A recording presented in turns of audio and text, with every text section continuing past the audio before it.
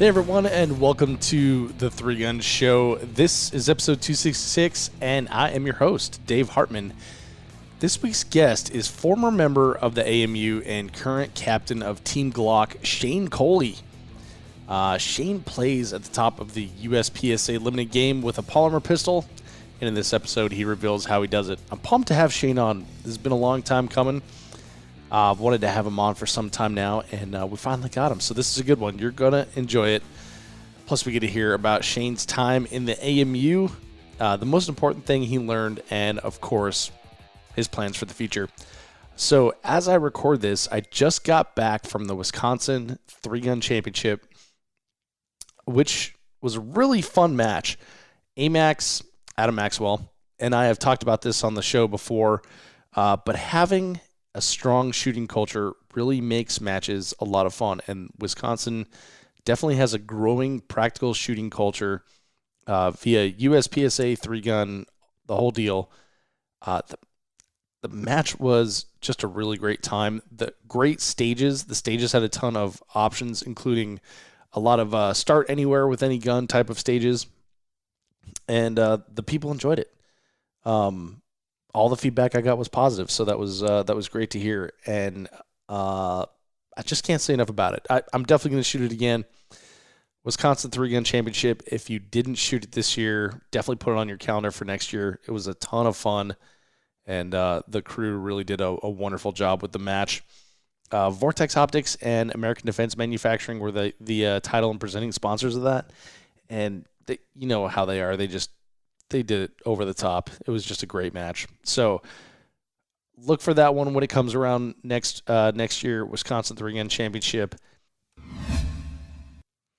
This episode is brought to you by JP Enterprises. With all the travel that I've been doing over the last few weeks and trying to keep up with work, the one thing that has been suffering is my firearms maintenance, which is not too uncommon for me. But just last night, I pulled my AR apart, which I haven't done since before the Wyoming Governor's match, and I cleaned and inspected everything, and half a dozen matches worth of carbon just fell off of my JP low mass bolt carrier and the enhanced bolt. The coatings they put on there, junk just flies right off. Went through a full inspection.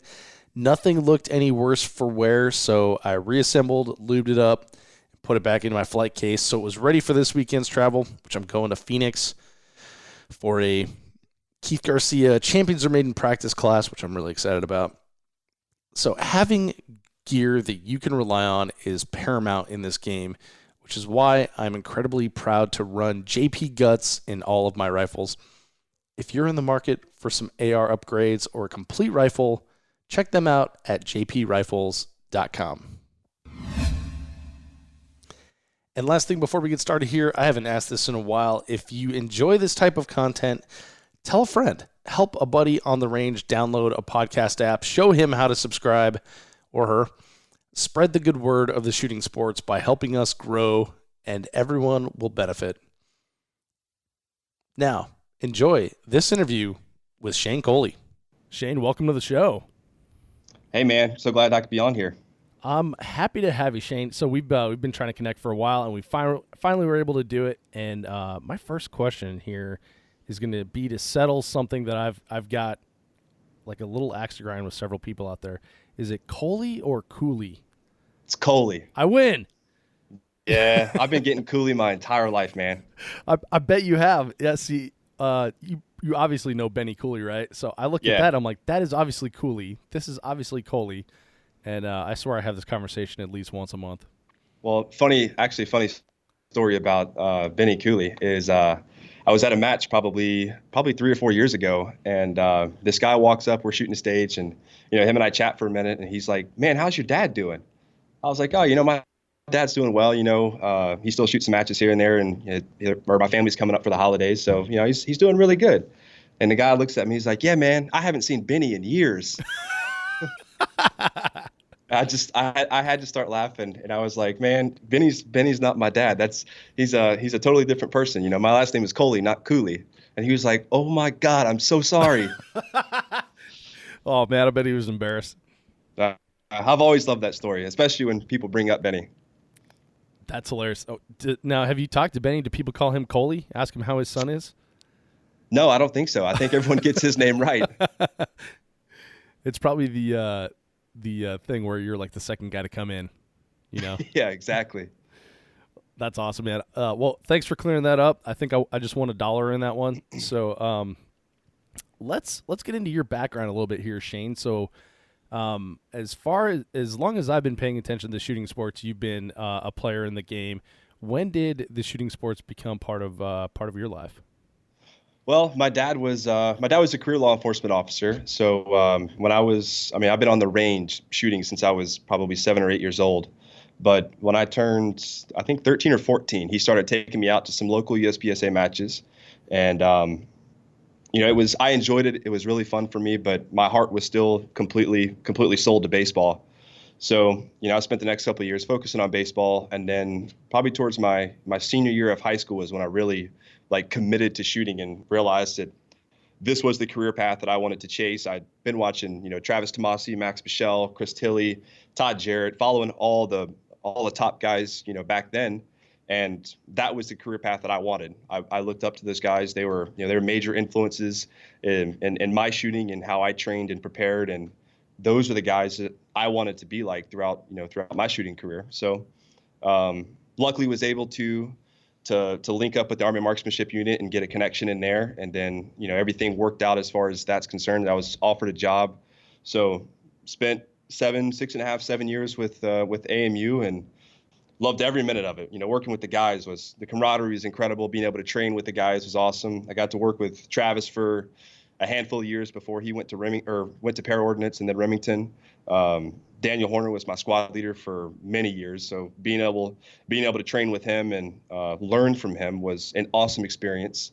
And then, as everyone knows, the career path shifted and Glock happened. And it's been the best experience of my life. And I don't think I could ever change anything that's ever happened. And this will be my home until I retire. Oh, that's such a cool thing to be a part of. Several great organizations like that, and then just enjoying it, especially from an enthusiast standpoint. To be right. Working and living in the industry that gets you excited about stuff. That's cool. Yeah, it's with the being at the AMU, our mission was more instructing the soldiers and competing. So we did a lot of training, a lot of instructing, a lot of shooting, but the business side of the industry is something that I didn't know a ton about. So when I came into Glock, that was one of my big goals, was to move up to the marketing department and start learning the business side of everything while maintaining my ability as a shooter and continuing to progress in the shooting sports. So over the last 5 years I've been here, being able to see both sides of the industry and work in both sides has been, it's truly been eye-opening. And I've learned so much and been able to experience so many things that I never thought I would be a part of when I first signed on with Glock. So when you first signed on, was it just a competitive shooter role? Is that what the deal was? No, I was originally supposed to be a part of our instructing team down at Glock Professional. And okay. And when I first came in, like I said, I wanted to learn the business side of it and kind of step away from instructing for a little while. So they moved my position up into marketing department, and that's where I've been the last 5 years. But luckily, being there, they've given me a lot of freedom to train and stay proficient in the shooting sports and stuff, and they give me a lot of freedom to work with other departments inside the company. So I still work with all of our instructors and trainers and help those guys and go down and train with them, and then I support a lot of our sales staff and get to see a lot of different parts of the job in the industry. That's way cool. So when you're out shooting USPSA matches, are you doing it under the banner of Glock, or is this vacation time and you're doing it yourself? Oh no, this is all under Glock. Okay, and so that's yeah. part of their marketing plan is to have the Glock team out there representing. Right. And that was what they wanted from me when I signed on. Is they wanted Team Glock at all of the important matches, all your nationals, your area matches, any match that had a lot of the pro shooters attending. They wanted Team Glock in the mix of everything and wanted us training hard so that we could go out there and try to win as much as we could. Gotcha. Oh, that's a really cool thing to be a part of. Yeah. Well, Shane, we talked about high school baseball that really was your focus at the time. When did that focus shift to competitive shooting? Like, was shooting something you had always done, like always kept it on the back burner, or was it like, okay, well, I'm going to pick up the guns again here because baseball is probably not going to be a college path for me? Well, I think probably my junior year of high school is when I really started noticing I really started noticing my interest in career path shifting, because growing up I wanted to be a professional baseball player. That's all I ever wanted to do was play baseball. Mm-hmm. And then when I really started like making it to the super squad, I was performing well at nationals. I looked back at myself and I'm like, wow, like I can actually really pursue a career in this. I can potentially have a successful future and something I still love to do. And at this point, I'm fixing to graduate high school. I don't really know where my baseball career is going to go. I don't know. At the time, I had no college scholarships. I'd only spoken to a couple of scouts, so I didn't really have any idea what I was going to do with baseball. And I was like, I don't want to pass up this opportunity that I know I can be successful at for something that could be a what if, 10, 15 years from now, if I were to ever make it into college or out of college.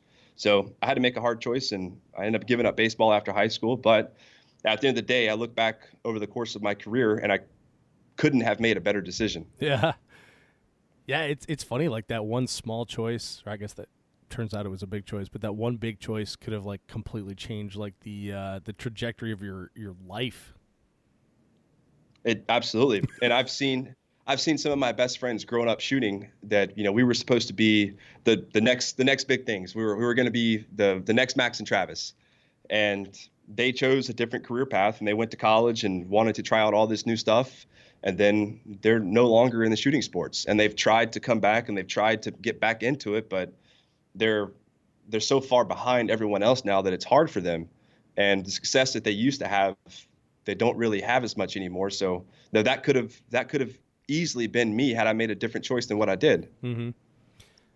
I'm always interested in the crossover from people that had like a background in a different sport. Like in 3-gun, I shoot with a lot of people that have like professional cycling careers. There's former minor league baseball players, golfers, etc.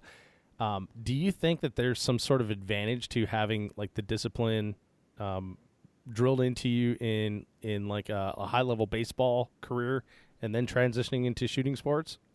I think it does, absolutely. I mean, especially with a sport like baseball or golf, like those are they're so important they're so influenced by like hand-eye coordination and quick explosive movements in baseball. Because I played middle infield my entire career, so catching ground balls at short and second, like you always had to be explosive in the infield, to catch the hard hit ground balls or have the range that you needed to be a starting player.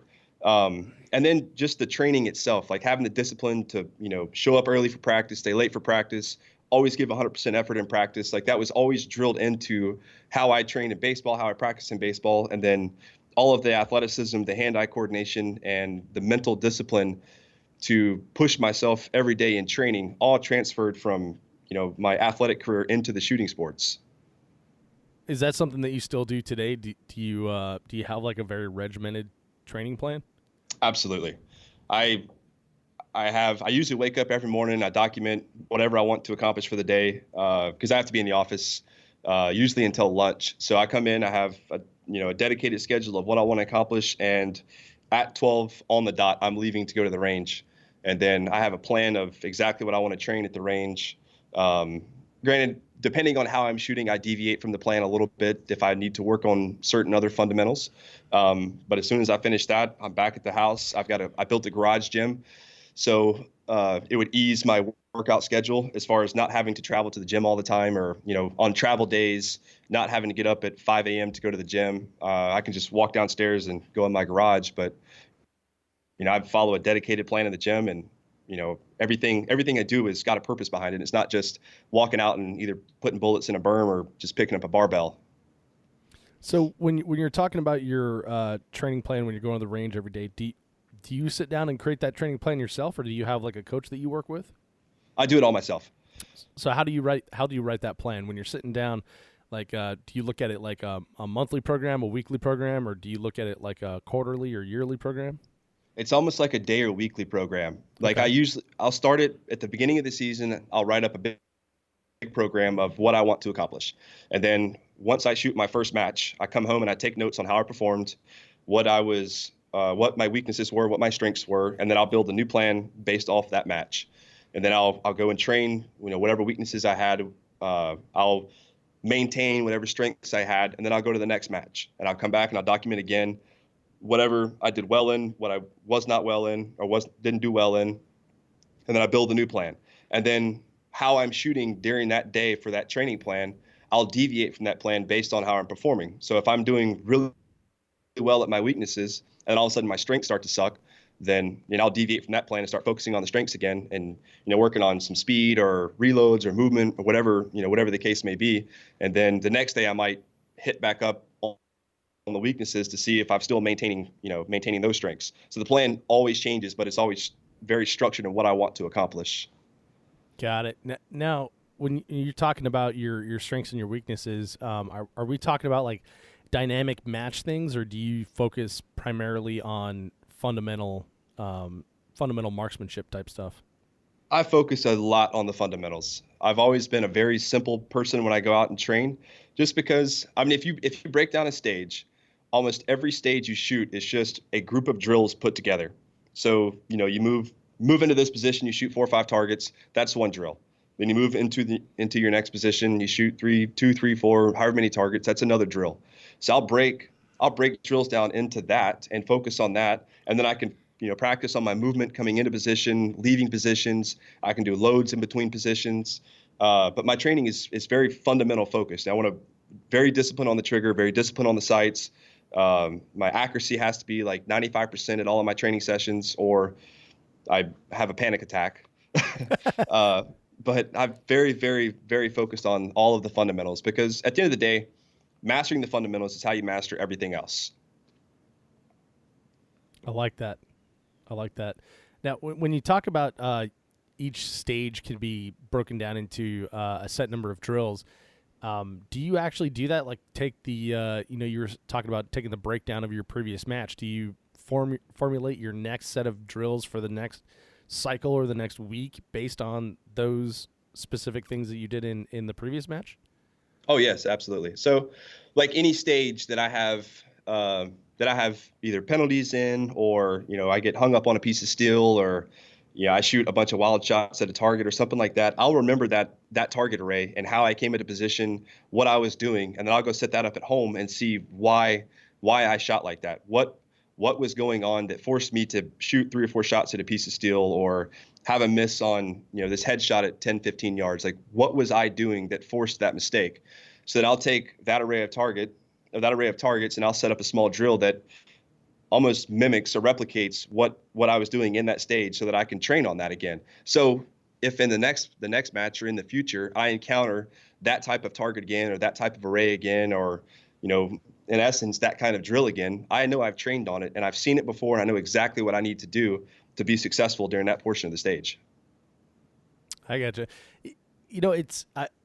I feel like sometimes it's kind of tough to train for what like you think might be at the next match. I mean, you can know the flavor of the match, the match director, the course designers and stuff like that, but still they can like throw anything at you. So training for stuff that you've already done, hedging that you're going to see it again is kind of an interesting way of doing it. Yeah, and you're right. I mean, you can't always prepare for what you might see, but I can also do everything in my power to try to accomplish as much as I can in a training cycle, so that it eliminates eliminates a lot of possibility that they can throw something at me that's new. So if I can go out and set up a bunch of crazy stuff, then if they try to surprise me in a match with a bunch of crazy target arrays, then odds are I've probably seen most of this, maybe 80 to 90% of it. So it's not as intimidating to me anymore. Right. So the goal then becomes to be like the most well-rounded shooter you can make yourself, so you have the knowledge and the confidence that you can accomplish this task that they've set before you. Right. And one of my favorite quotes that I've ever heard an athlete say, obviously everyone knows that I'm big into CrossFit, and one of my friends, Matt Frazier, I was watching a documentary on him, and I think it was coming up to one of the lifting portions of the CrossFit Games or something. And one of the announcers or commentators was like, this is right in Matt Fraser's wheelhouse. He's going to be very, he's going to do very well at this event. And during his interview, he said, I train extremely hard every single day, and I vary my training in so many different ways so that I don't have a wheelhouse. I don't ever want to be looked at as an athlete that is only good at certain things and then is weak at other things. And when I watched that, I was like, that really makes a lot of sense as an athlete that can see really anything. In the shooting sports, they can set up any stage they want and create all these different scenarios. And similar to CrossFit, Dave Castro can set up almost endless amounts of different events to test different athletes in different areas. And to hear him say that he trains like he does so that he doesn't have a wheelhouse inspired me to do the same thing. I don't want to go to a match and people say, oh, he's really fast, but his accuracy is not always there. I want to be as well-rounded as possible, and that's why I train so many different variations of different drills, so that when I show up at a match or walk up to a stage, generally I haven't seen anything, or generally I'm not going to see something there that's intimidating or something I haven't already done before. That's a really good point, and Matt Fraser, I think, really embodies that sort of mentality as well. In the sport of three gun, like you shot the big gun a couple years ago, right? I did. You're a little bit disadvantaged on the shotgun and the rifle portions, right? So yep, definitely so. I would imagine. So I don't have cable, but I would imagine that as you're coming to a stage, they're like, okay, well, he's going to shine on the pistol portion. You're going to see him lean on the pistol or whatever, and kind of eschew the shotgun. But we deal with that a lot in this sport as well, and being like someone who comments on pretty much everything in the sport. Well, we have guys that we consider riflemen and gals that we consider pistol shooters, and people that we consider shotgun shooters and stuff like that. So in the pistol games, it's interesting that you can break it down to just those other fundamental skills like speed, marksmanship, stuff like that. Right. We put them almost in too broad of categories. Where I think, yeah, I think that's. I think a lot of people do that when they approach a stage, instead of breaking it down to the very minute fundamentals of what you're trying to accomplish. With each trigger pull, each sight picture, each movement, they see a stage as a whole, and it's like, okay, well, I just have to make it through this entire stage, down 5 or 6 points, instead of breaking everything down to, on this target right here, I've seen a handful of people pull shots to the left into a no shoot. So I need to really focus on, letting my front sight settle and really feeling the trigger wall and pulling the trigger straight to the rear, and then transition to the next target and break that down into, a new set of fundamentals. And I don't think I see a lot of people doing that right now. Is that how you approach a stage, like when you do walkthrough? Absolutely. Yes, sir. How much time do you spend on walkthrough? I don't generally go out to stages a lot and spend hours and hours at the range before a match, but I will go and look at everything to give myself a general idea of what I'm going to face. But through the last 10, 15 years I've been shooting, I know where my problems are going to be. I know where targets are going to give certain people issues. If you're coming into a position and the first target you're going to shoot is a 20-yard hardcover target, then I know that target's probably going to give some people issues because they're not going to let the front sight settle before they touch off the first shot. So I know that going into that, maybe I start on an open target off to the left side, and maybe I lose a few tenths in transition time or in initial setup time, but I'm going to allow myself to really settle in and see a clear front sight once I get to that tough shot. And that's how I break everything down, even when I walk through the stages at the match, real time while shooting. Got it. So you're constantly looking at each individual target and the skills required for that target, not just like a whole array or a whole stage as something you need to just get through, right? Right. And usually every array, and if you look at every array as, there's always going to be one problem target, or there's always going to be one target that's maybe you don't focus on as much, or you take it for granted a little bit. Those are always the targets that usually tend to cause you to make the mistakes. So instead of having that mindset of, well, this target here is going to be really easy, so I don't have to focus on it as much, I break it on every target into, this is my fundamental, this is what I need to accomplish on this very target, so that I make sure and get my hits on the target and don't make any mistakes. Yeah, that's a really good point. I've found myself recently repeating the mantra, respect the shot, or respect the target, or whatever it is at that right. point. because there are a lot of things where I'll just walk past and I'll think, oh, that's a chip shot, and then I'll worry about the hard stuff, and then I find myself struggling with that thing I said was a chip shot during the walkthrough. Yep. Either it's like a trigger freeze that costs you 0.6 of a second, or it's a miss over the shoulder, or it's pocket deltas, or some silly mistake that you could have avoided had you put a lick of thought into it. And those are the most frustrating mistakes that I make in a match, when it's like an 8-yard wide open target and I've got pocket deltas or an alpha mic or something ridiculous, and I walk off the stage and I'm just like, I'm such a goober. Like I could have just looked at it for 2 seconds and been perfectly fine on this stage, but now I'm walking away with a miss on an easy wide open target. Yeah. It's funny how that works. It's like the easy targets. Again, you're just not respecting them enough, right? Right. Absolutely.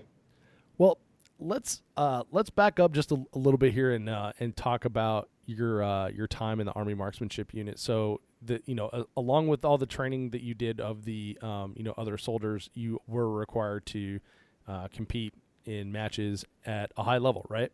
Right. So how did the AMU change your game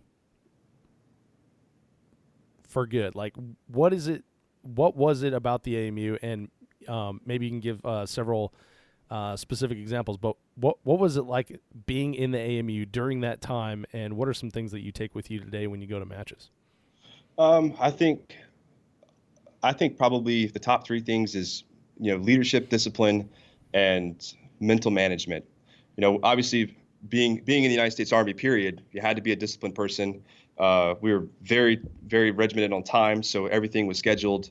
We were required, we had gates we had to meet for every match, so we were required to compete at a certain percentage.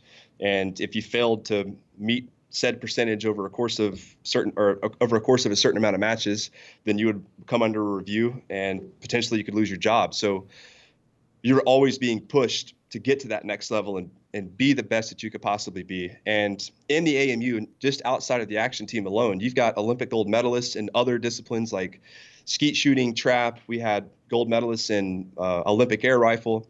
So you have all these different shooting disciplines all in one unit, and everyone there is, one of the best in the world at what they do.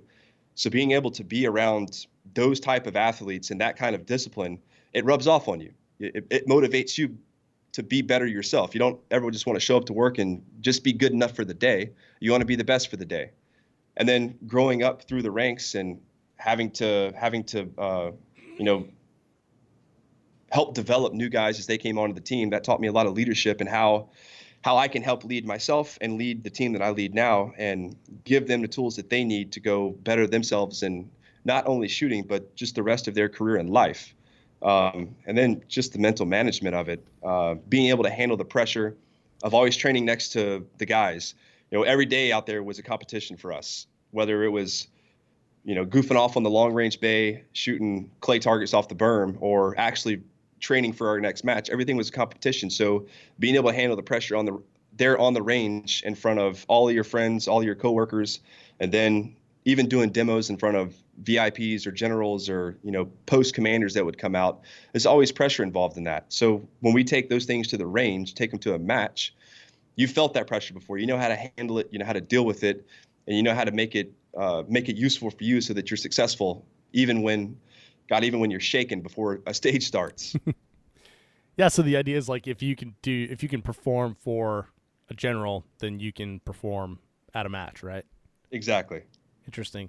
So what you're describing with all the other high-level disciplines there reminds me of like the U.S. Olympic training centers, like in Colorado Springs. Right. Like they've got all these different disciplines around, but they're all together, and so they're all striving to be like the best in their little niche, their discipline, right?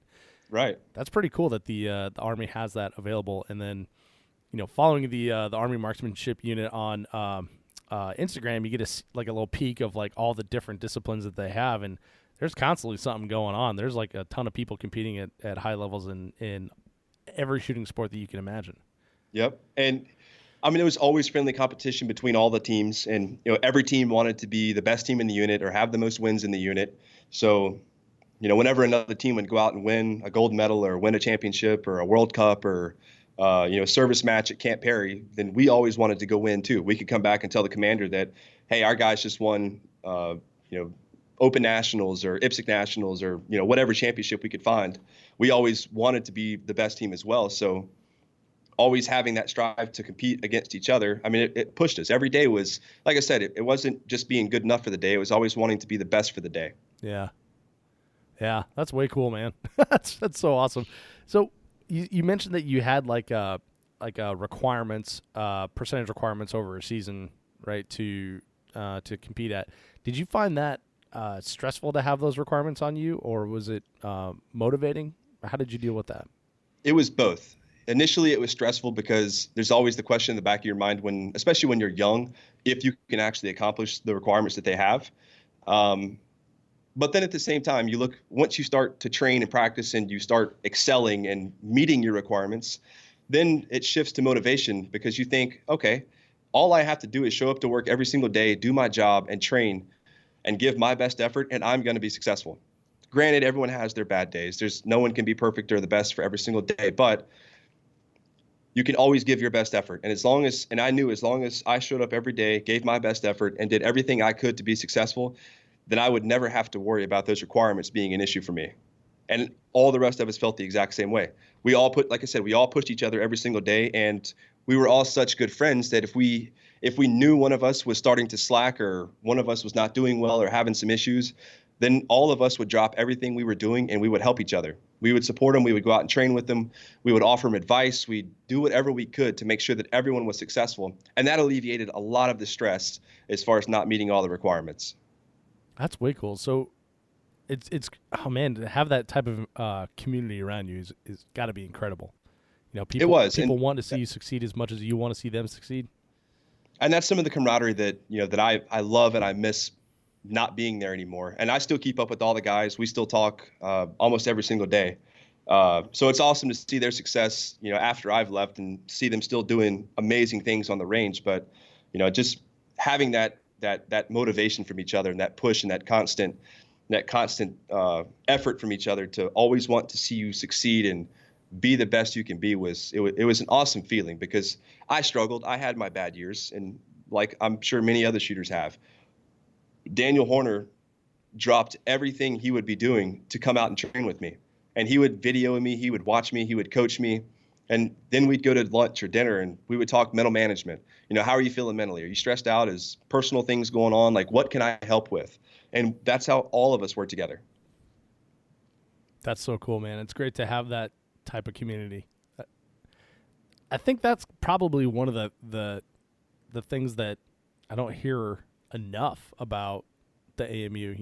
They talk about, everybody starts with the ammunition, right? They're like, oh, they get all the ammunition. It's like, well, yeah, you forget that they also have training partners, and then they're able to coach each other and everything. So it's pretty amazing to have that type of environment in the shooting sports.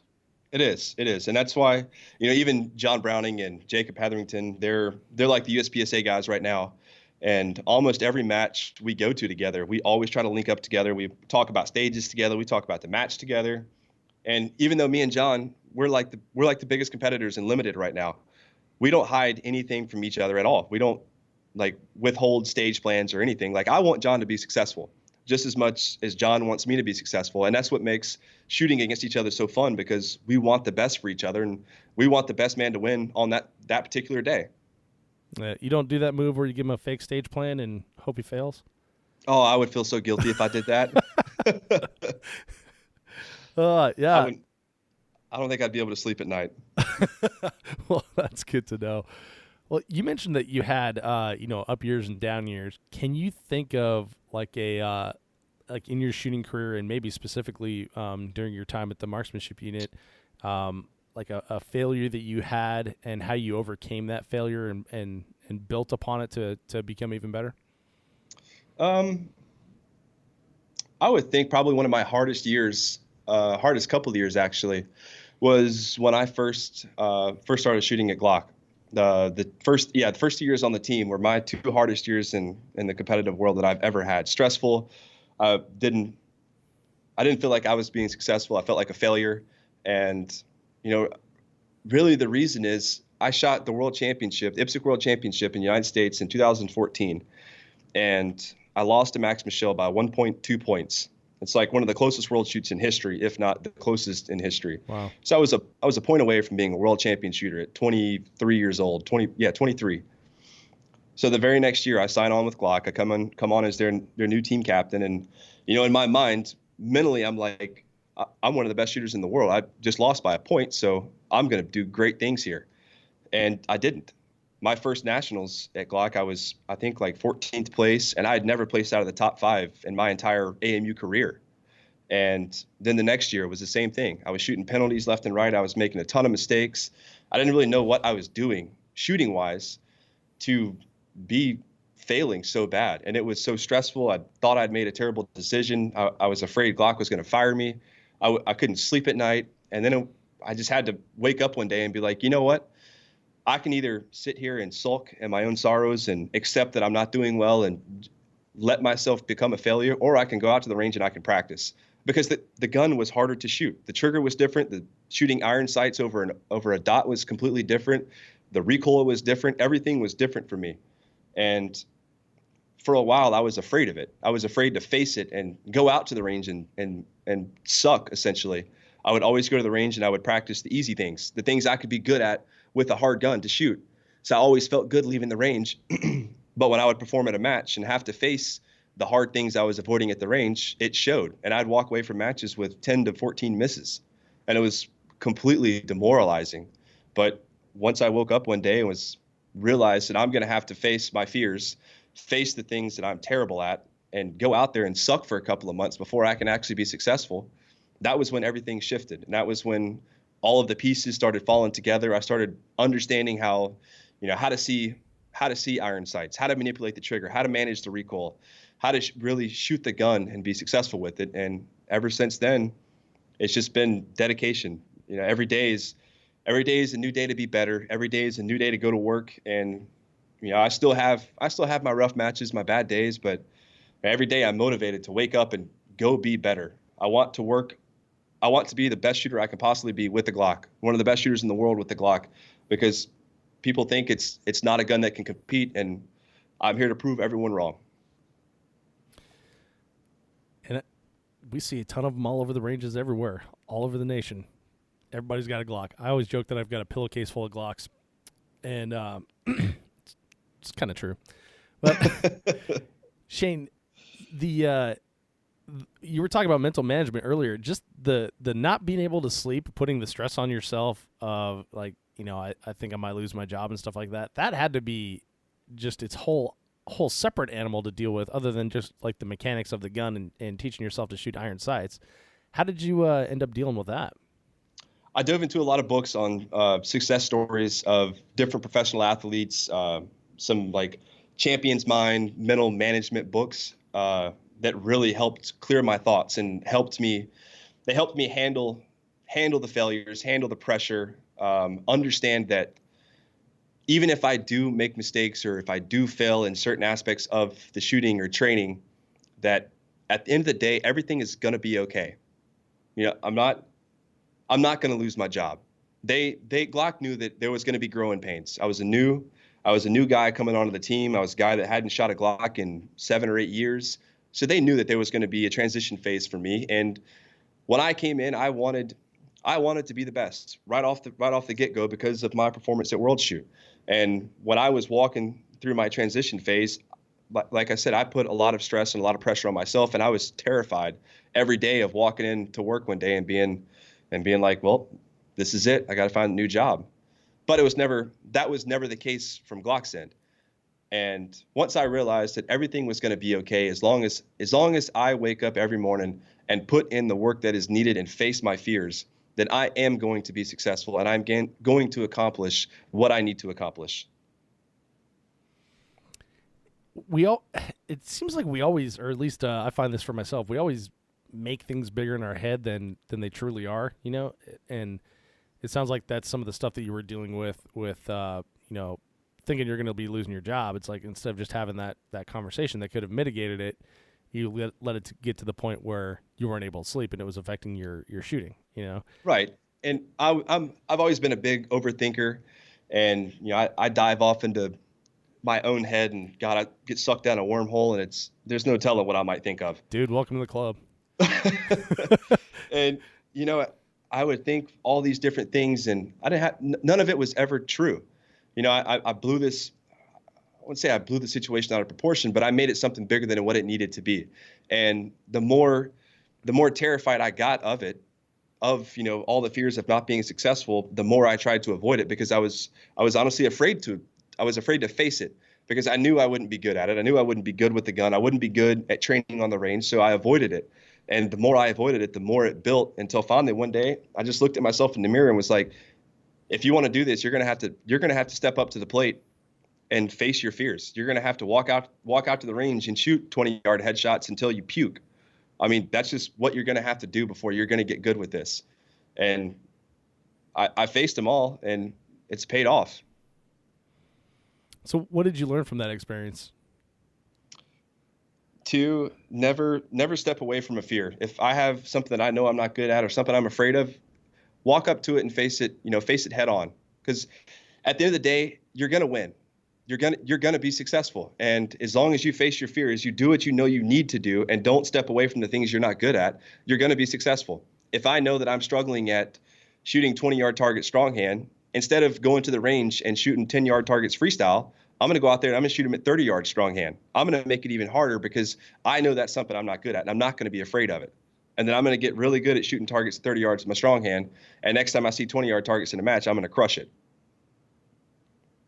Yeah, that's a great way of looking at it. Just make everything harder than it needs to be. So when you get to actual game day, then you've already been there. Absolutely. So okay, so you've been out of the AMU for a few years. You've got several years under your belt at Glock. You've moved into their marketing team. What are your goals these days? Like, if we're sitting here in September of 2019, if we can be just a little bit early and get a clean sheet of paper out, look at 2020 goals, what do 2020 goals look like for you? Well, 2020 is probably the biggest year I'll have at Glock currently, because it's World Shoot 2020 in Thailand. So all of 2018 and 2019 I've been prepping for World Shoot, trying to make the U.S. national team to go to World Shoot. So once next year hits, it's going to be 90-0 at the range every single day, prepping for World Shoot and doing everything I can physically, mentally, nutritionally, shooting wise, fundamental wise, to make sure that I'm in the best competitive shape to show up in Thailand and win the World Shoot. I've always wanted to win one. That's the biggest goal I could accomplish right now in the shooting sports, and Glock wants me to win it. So everything from now moving forward is going to be directly related to how can I win World Shoot 2020. Got it. So it reminds me of I guess an adage that Joe DeSena from Spartan Race always says, "We'll make the boat go faster," and it's about a crew team, right? And they just made every decision for an entire year of like, will this make the boat go faster? Yep. It's like, should we go party tonight? Will that make the boat go faster? No, let's stay in practice. So that kind of thing. Well, that's really cool. Really cool goal to have, and we wish you the best with it. But let's break that down a little bit. You mentioned diet and nutrition. I think that's something that we definitely miss in the shooting sports a lot. What does your diet and nutrition look like these days? And then I'm going to transition into like physical training as well on there. I eat pretty standard: meat, potatoes, vegetables. I wake up every morning. I cook breakfast, bacon and eggs, usually, depending on how much time I have in the morning. Sometimes I don't wake up as early as I want to, but I do a lot of meal prepping. I generally spend my Sundays or Mondays meal prepping. I have a lot of chicken, a lot of rice. I try to eat, depending on how much I'm weight training or doing physical or cardio or fitness in general. I generally try to eat anywhere from 2,500 to 3,500 calories in any given day. I rarely eat fast food. I don't like any processed foods. I just try to keep it as clean as possible. Of course, every now and then you have your splurge days, but try to meat, potatoes, and broccoli and asparagus and all the good stuff, man. Yeah, sounds very. Well, you mentioned your love of CrossFit earlier. It sounds very CrossFit-y. Yep. All right, so when you're talking about your workouts, you mentioned CrossFit's a love for you. So what kind of physical training do you do? Things that you don't that you're not doing on the range, but is still competitive shooting specific. I've got really from CrossFit. I got really into into Olympic weightlifting Mm-hmm. because a lot of the movements that we have are very short, explosive movements. We're generally always in some sort of compressed position, coming out of a lean or out of position. So the Olympic lifts with the clean and jerk, the snatch, the squat, front squat, overhead squat, all of those are all from a compressed position and explosive movement out of the bottom. So that builds, leg strength, core strength, overall strength in general. And I feel like that makes me an explosive out of positions, which helps me save time, moving across stages. And obviously I throw in the cardio aspect of it to not bulk up too much to where, I'm moving too much weight. For example, earlier this year, I was following like a hybrid powerlifting, Olympic lifting program. And I got up to like 240 something pounds and I could lift a house, but I couldn't move. Right. And I was noticing it in stages. I was shooting slower times and I wasn't keeping up like I used to. And I was like, man, I can't do this anymore. So I went out and bought a stationary bike, one of the Concept 2 bikes. Oh. And I started doing intervals on that. So I would do like a max calorie for 3 minutes and then jump off and do, I don't know, 10 back squats at 225 and then, 10 pull-ups or 10, 20 push-ups and then jump back on and do another 3-minute max calorie. And I really changed the way I was lifting to where I was doing a lot of cardio or having a lot of cardio involved, but not lifting so much heavy weight to where I was starting to bulk up. And I finally dropped my weight back down to, I think I'm down to 218 or so now. So the movement has gotten more explosive and a lot faster, but I had to find that balance between too much weightlifting and too much cardio. Yeah, that's a tough one because like you get stuck in that thing of like, well, I just want to add 5 pounds to my max, and then Right. I want to add another 5 pounds. Like you get stuck in that thing. Like, wait a minute, am I working out for working out, or am I working out for shooting here? Like, what's going Right. on? So, Am I trying to look cool on Instagram or am I trying to make this productive? Well, it's all about Instagram for sure. As long as you look cool. Exactly. That's why you get the big wide bumper plates, and no one knows how much you're lifting. Exactly. I agree with that. Yeah, that's a tough one. Okay, so you're adding in we say Concept 2 stationary bike. Is that the assault bike, or is that just like the normal bicycle kind of thing? It's just the bike erg. Oh, okay. So it's not the assault bike. Those things are the devil, man. Yeah, that's what I was thinking of, and I almost vomited just thinking about it. Yeah, they're soul snatchers. Yeah, for sure. So okay, so the being on the bike for 3 minutes, just burning it out as fast as you can. Do you do any running or anything like that? I don't. I am very anti-running. I've never liked running. I hated running in the Army. Actually, Daniel Horner, he used to get so mad at me because we go on runs and I would complain the whole time. I've always hated running. So I've always been a biker. I don't know, any other cardio form except running, I'm all in for. But running, God, it to me it's miserable. Which is hilarious coming from a guy who was in the Army, because you got to do a lot of that. Well, anytime I would upset Dan or get on his nerves, he would always threaten me with a run. I don't know. I could be doing anything in the office. I could be goofing off or something, and he would just look at me, Coley, you want to go on a run? No, I'm good. I'm good, Sergeant. I'll fix this. Yeah, fix that There's behavior always this problem threat. real quick. Oh yeah. Or if I ever did something wrong, if he wasn't around, I would usually get a text that night saying, be at the office at 05 and PTs. I would just sit back on my chair and think like, oh man, this is going to be miserable tomorrow. Oh, that's terrible. But I'm very, very anti-running. It's good for you, good cardio, but just not for Shane.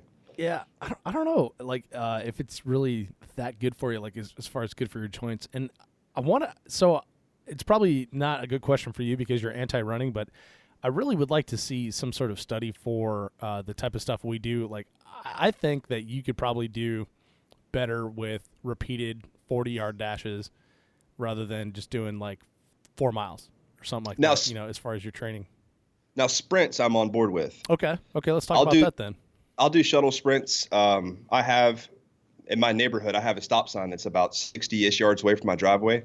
So there's a lot of times where I'll go out and I'll do like 10 60-yard dashes, or I'll do 10 sets of shuttle sprints or something like that. But I don't like the long distance, like 30, 40-minute run where I get so bored. It's not that I can't do it. I just get bored.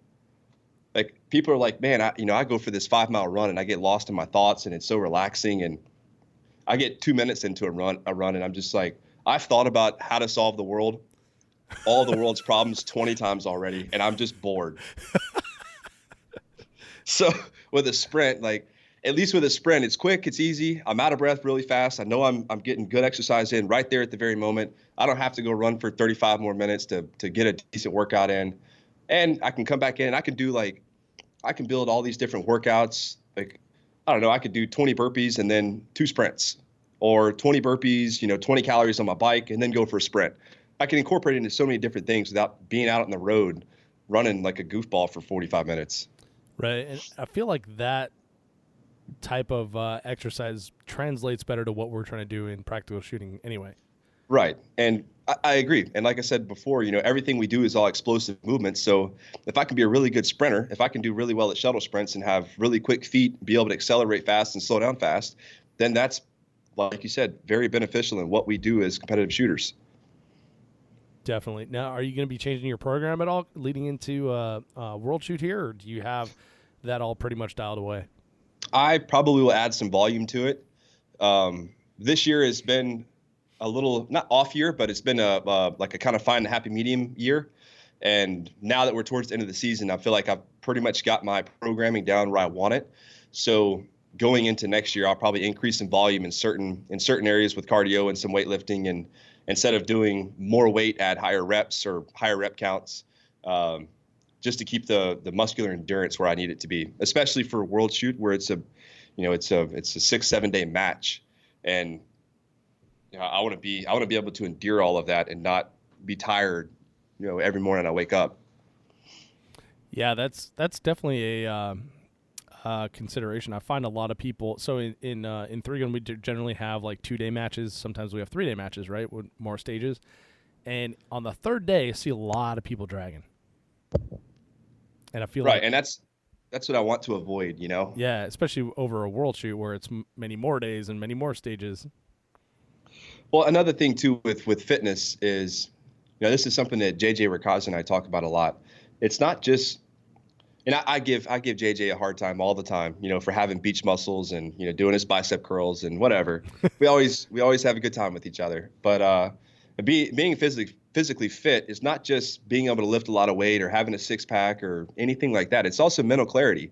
Being physically fit means you're not getting tired, over the course of a 4 to 5 day match. Like, you're mentally clear. You're able to outlast everyone else. When it gets hot and you're sweating and you haven't had a lot of water to drink or a lot of food for the day, like, you're not dying. You're not going down on the range and vision's getting all blurry. Like, you're mentally clear. You're fit. You're healthy, and you're able to withstand all of these adversities throughout a match, and especially a match like World Shoot, where, like I said, you're shooting for 6 or 7 days. Yeah, and you've got to keep not only the physical part up, but the mental clarity up for that entire time as well. Right, because you don't want to go into day 5 and be sitting in a very good position, whether second place by a handful of points or sitting in first place, and just be mentally drained or physically drained and not be able to mentally pick yourself up and push on through the match. Right. Well, Shane, so you've probably inspired someone listening here to go out and pick up a barbell or run to their stop sign or something like that. So if you've got someone who's, let's just go like typical desk job, or, maybe, some sort of physical activity during work, but nothing when they come home, shooting on the weekend, where would they start in like a specific physical program for competitive shooting? What would you recommend they do for if they're just getting into it? Man, you could start with the most basic of things. Like, a lot of times, especially when I'm traveling on the road, my hotel workouts are super simple. Like I'll do 50 air squats, 50 push-ups, and 50 sit-ups. That's something that's super basic. Anybody can do it anywhere in their home. Something like that may take you 10 to 15 minutes. Just you can do dips, you can do burpees on your living room floor, anything to get your body moving, get the blood flowing, and get you breathing hard. It's going to be beneficial to you at some point in time. It's always going to help you. And if it gets you off the couch, if it gets you to put that bag of chips away, or gets you to put that Coke back in the fridge, then get after it. Get on the floor and start knocking out some push-ups. Do push-ups until you can't do anymore. Do air squats until your legs are about to explode. But no one ever hates hard work after you've already accomplished the hard work. That is for sure. That's It a really sucks. good point. It always sucks in the moment, and some of the days where you feel the worst, you feel lazy, you're tired, you don't want to do anything, those are sometimes the best days to just go out and get your heart rate to an exploding level and just suck it up and grind it out. Because like I said, at the end of every workout, no one hates a day of hard work once they've accomplished the hard work. That's a very good point. And then record it and put it on Instagram, because that's what it's all about, right? Exactly. You got to make sure all the Instagram fans are loving the content. Absolutely. Well, as far as range training goes, what are some things, some fundamentals that you find yourself working on a lot that someone listening here can take and implement into their practice? Something that I would start with is I would take a target and set it at 10 to 15 yards, and I would do single shot draws until you're disciplined on the trigger. You're seeing a clear front sight picture. You're aligning that sight right in the middle of the target. You're consistently squeezing through that trigger wall, and you're not anticipating shots or jerking shots. You're seeing the front sight lift and fall. You're prepping for your second shot, and then you holster again, and you just do that over and over and over. There's days where I'll go out to the range and I'll do that for 400 straight draws. I won't do anything else except draw the gun, see a clear front sight, consistently pull the trigger to the rear, and then see the front sight lift and fall, and then prep for my second shot. And then I'll holster the gun again and repeat that process over and over, because it builds the initial fundamentals that you have to start shooting a stage. And then once you have that portion down to where you want it, or it's consistent as you want it, then you can go into like build drills. Then same thing, you put a target at 10 yards and you do 6 shots. And that's doing the exact same fundamental you were just doing. You're seeing the front sight, prepping the trigger, consistently squeezing through that wall. But now you're doing it for repetitive shots. You're managing recoil. You're seeing the front sight lift and fall. And you're getting to the point where now you can start calling your shots as you go through your six shot strings. And then from there, you can break off into a couple of different targets, go into some transitions, like a simple El Prez. Things like that are going to be incredibly beneficial, throughout your shooting career. And that's honestly a lot of what I do. I don't set up a ton of crazy drills. I do a lot of very simple stuff. And I have my drills where I put, target sight at 25, 30 yards and, practice different fundamentals there. But when I'm really not shooting accurate, or if I feel like I'm starting to jerk my trigger or anticipate my shots, I'll put a target at 15 yards and I'll do 300 or 400 draws. And that's all I'll work on for a day. That's a lot of draws. It gets tiring. It really does. Yeah, I bet. It's like cardio on the range. I always think about that. Do you have like I wonder about symmetry. Do you think like you're gonna have like shoulder problems for as many draws you've done over your entire career? I don't think so. No, I don't think that would ever be an issue, because with the fitness portion of it, when I go home and I train in the gym, I'm still working, both sides of the body. So I feel like any small workout I got, on my right shoulder, I'm going to equal it out, as soon as I get home to the gym. So I don't think that would ever be an issue. Gotcha. All right. So on that third portion that you were talking about, the mental management, do you have any sort of any mantras, any mental management drills, or you recommend like a book or something that the audience can pick up and check it out? One of my favorite reads to date is a book called Chasing Excellence by Ben Bergeron. He's a famous CrossFit coach, owns CrossFit New England. He's worked with, Matt Frazier, Katrin David's daughter, Cole Sager. He's worked with a lot of big athletes, and Chasing Excellence is one of the best books I've ever read. And one of the biggest things I took from that was do everything you can to be 1% better every day and control what you can control. If it's something that's completely out of your control, then there's nothing that you can do to fix it. All you can do is control what you can control. React according to whatever situation you encounter, but all you can do is control what you can control. I like it. And I've got that book. It's just it's like 2 books down on my to-read list right now. It's such a good book, and it's such an easy read. I think it's only like 200 and something pages. You can probably read it in a day and a half, but he's got so many good points, from resiliency to persistence to the grind to just dedication, hard work. He talks about confidence and the different definitions of confidence, and it really helped me a lot when I put a lot of those things into perspective and actually applied them to how I was training and how I was handling stress and pressure and working on my mental game throughout competitive shooting.